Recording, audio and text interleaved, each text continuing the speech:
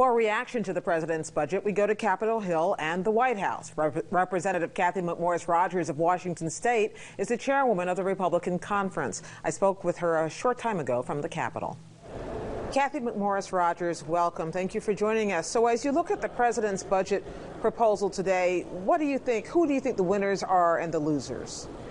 Well, I thought the winners were those people that, well, let's see, it's hard for me to quickly think of winners. I thought the losers, at least, were the American people in the aspect that it was a lot of the same-o from the president. It was more taxes, more spending, another stimulus. These policies have not got our economy growing. And just look at the jobs report. It showed that we have the least number employed today as we have since 1979. We're not headed in the right direction.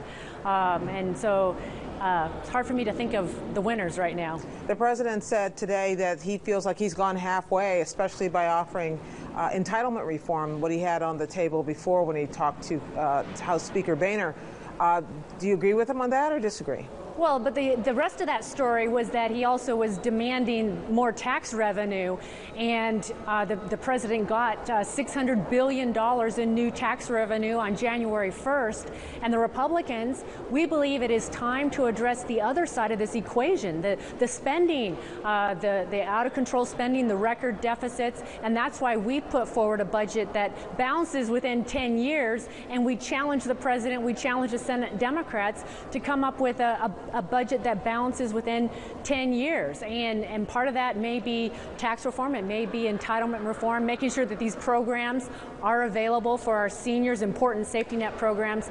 But the president continues to demand more tax revenue instead of looking at the spending side of this equation. I want to ask you about some of that, because one of the details in his plan would call for retired couples who earn more than $170,000 a year to pay higher Medicare premiums. Is that not the kind of entitlement reform you had in mind?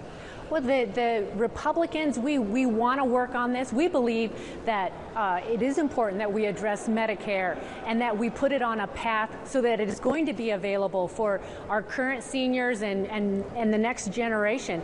And we need to have this type of discussion with the president.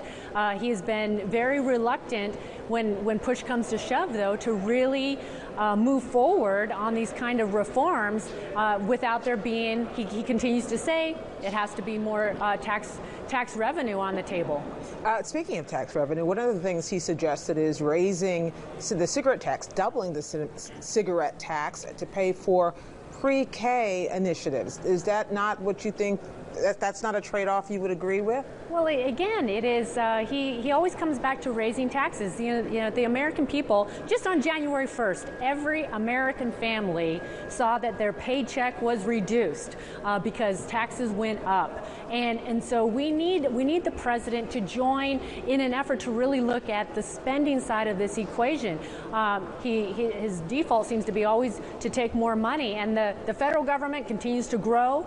It means that it makes it harder on families. They're having to tighten their belts, and we need the federal government to tighten its belt. No matter what the initiative is that the money is being raised for, as far as you're concerned, raising the taxes in and of itself is the problem. Well, yes, the Republicans recognize that we have a spending problem. The president early on in his time said he was going to reduce the deficit in half by the end of his first term.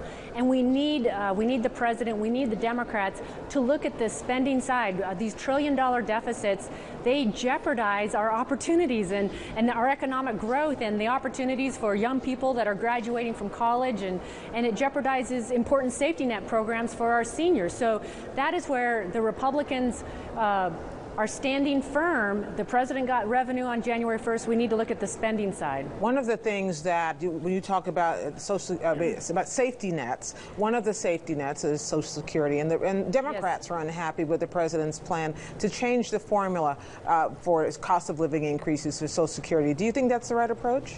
Well, it's certainly one that I think we need to look at closer, and that is Republicans and Democrats, I believe we may be able to find some common ground here, and those are the kind of solutions that do give me hope moving forward, that we can find the common ground so that these programs are secure for many generations to come. Bottom line, do you see any difference from where the president's plan is today from where it was when you were negotiating with him in December? I was disappointed that he continued to make it all dependent upon there being new tax revenue.